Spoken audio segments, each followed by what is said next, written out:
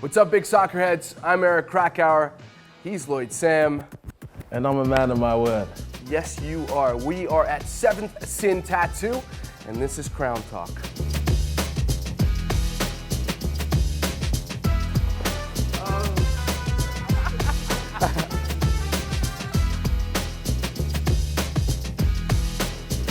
So for those who haven't been watching Crown Talk, what's happening right now, Lloyd? I mean, what's happening is, I said on episode 2, I'm gonna get the tattoo of the attendance. I have a weird thing to say that I just thought of now. Actually, I thought of it in the week. We should get tattoos with that number, 74479. I think everyone. That's gonna happen. I think everyone that was at the game should get that. It should just be like, you know. You just gave some supporters an idea. I bet you that's gonna happen. I would get that tattoo. I'm not even lying. Would you do that? No. You won't do that? No. Oh my God, you gotta loosen up a little bit. But you will. But now I feel I'm the reckless one of the dynamic duo then, I guess. But what it really symbolizes is, you know, this new role for me and yourself. First to ever do it, first to ever commentate. It's a big deal, and I don't take it lightly. So now, Zach is going to tattoo you with the exact number of the record attendance. That's right. That Charlotte FC managed to register against the LA Galaxy. But let's talk about the game, the first win, historic first win against the New England Revs last Saturday. A 3-1 win, a comprehensive win. What did you get out of that game? Swiderski. Swiderski's what I really got out of that. All right, wait, the needle's coming. Where's Swiderski now? Where's Swiderski now? Swiderski scores a brace, living up to his DP status. But we saw more than just goal scoring from the man I'm going to start calling the Polish pistol. I mean, he was linking up play. His speed of thought in that game was ridiculous. Like the first 20 minutes, I kept telling you, if you look at every touch he had in the first 20 minutes, you can tell, you know, he was about that game. He was feeling himself.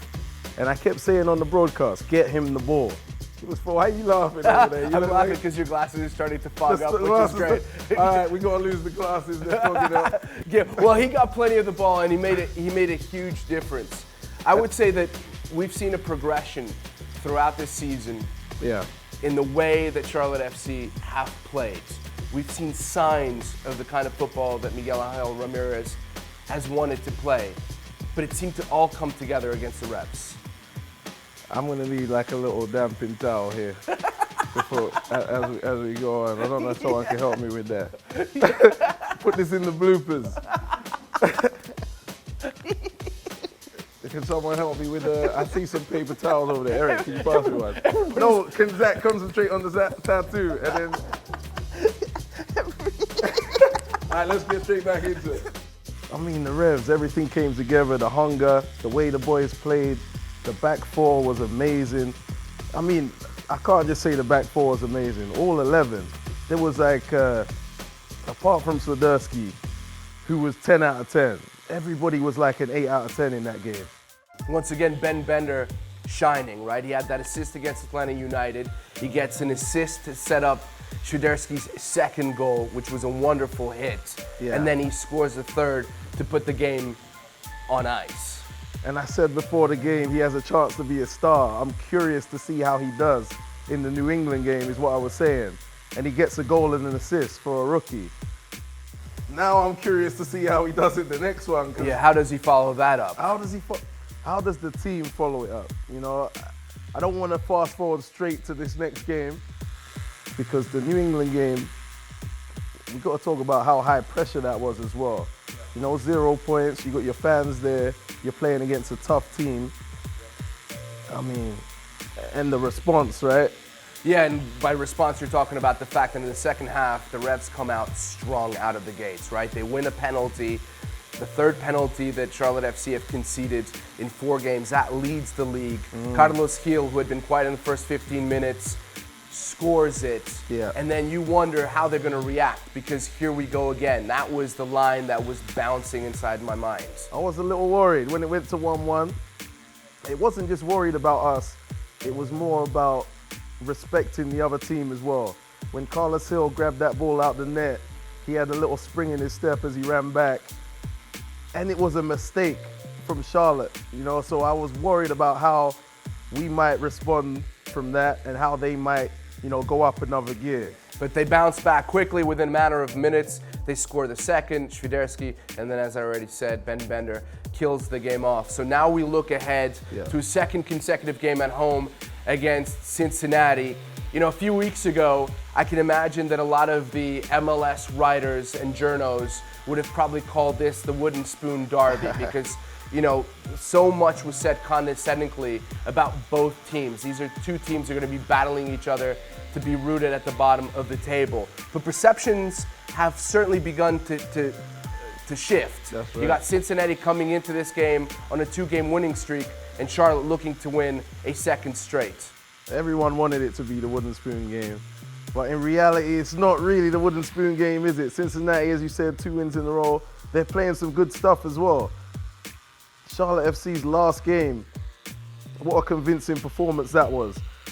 The outlook changes now. If Charlotte can get a win against Cincinnati, 2 wins back-to-back, the whole outlook and the optimism about the team changes. And the team has remained optimistic despite the negative results. So now they're positively, buoyant. Is that even a word? By the way, you're handling the pain really well. I'm very impressed. I'm kind of impressed as well. It needs to be mentioned that 2 key players will not feature in this game against Cincinnati. That's Alan right. Franco called up by Ecuador. Christian Macoun called up by the Venezuelan national team. Macoun, Guzman, and Kalina, the goalkeeper, had played every single minute of this campaign. So we have yet to see who fills in for those guys, who fills in the gaps. Yeah. What would you say about that situation? I would say the team is built for this. When you look at the amount of centre backs we have, we still got Anton Walks, Cincy. If you bring Fuchs inside, you could put Mora, Adamama. There's options there. And in the middle, we've just signed Derek Jones as well. Sergio Ruiz can come in for Franco. So honestly, those are all good players I'm mentioning.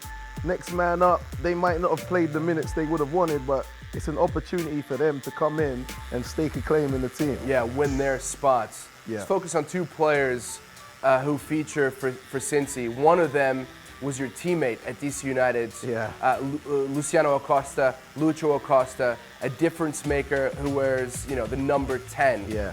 And what do we expect from a guy like that in a game like this? Oh my gosh, he's a little magician. He's got a specific skill set that is so rare in this game that he could walk into any team. And this is a hot take to some people, but I'll say it. He could go into a training session with Barcelona and the Barcelona players will be wowed by some of the things he's doing. That's like how unique his skill set is. He was linked with PSG a few years ago as well. And that didn't hugely surprise me. But what I will say about him, he can be very up and down. So he's not like a player we just saw, Carlos Hill, who, his consistency is every game. He's up at a high level. I think Acosta's more up and down, but he is a talented player. Another player who's done really well, in fact, he's the leading scorer right now in Major League Soccer's Brandon Vasquez, who arrived in Cincinnati from Atlanta United, a guy who's got lots of potential, a complete forward, a target man that they're going to look for. Yeah, just looking into him, I watched a lot on the Orlando game. He scored 2 very different goals, one with his head. He's got great size, 6'3". He's a presence up there, and he's got some ability on the ball as well. Cincinnati is not the Cincinnati of old, I feel. It's going to be a team that you're going to have to respect.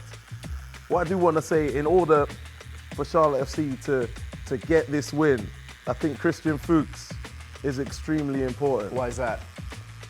Christian Fuchs has been in a campaign where they've won games, and then they've won games again, and then they've won games again. This is hard to do in football. It takes a high level of mentality. I think it's worth underscoring that one of the teams that he did that with were Leicester City when they won the title.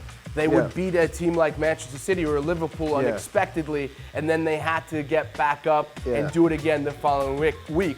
And they did so. What tends to happen in football sometimes is you win a really big game, like Charlotte just did. and then you're so high, you might go in with not the same hunger and determination, and then you come down a little bit, and then it's a bit up and down.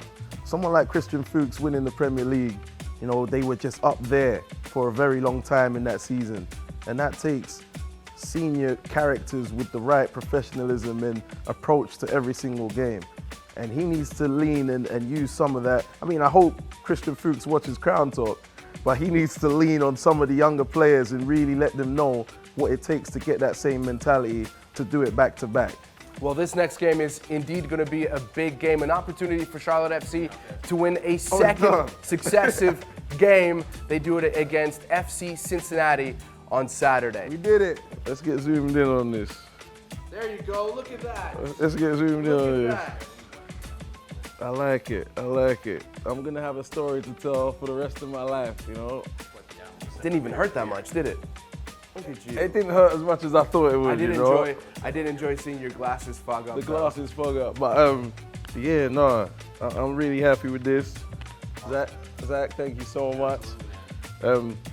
Just to say again what it symbolizes, first to ever do it, first to ever commentate for a great club, and I don't take it lightly. I don't take it for granted for 1 second, and there's the proof. A story for your grandkids. One day in North Carolina, a long time ago. I gotta say it just like that, but yeah, I'm really happy. A big game coming up this Saturday. Charlotte FC looking to make it 2 wins on the trot against FC Cincinnati. See you there.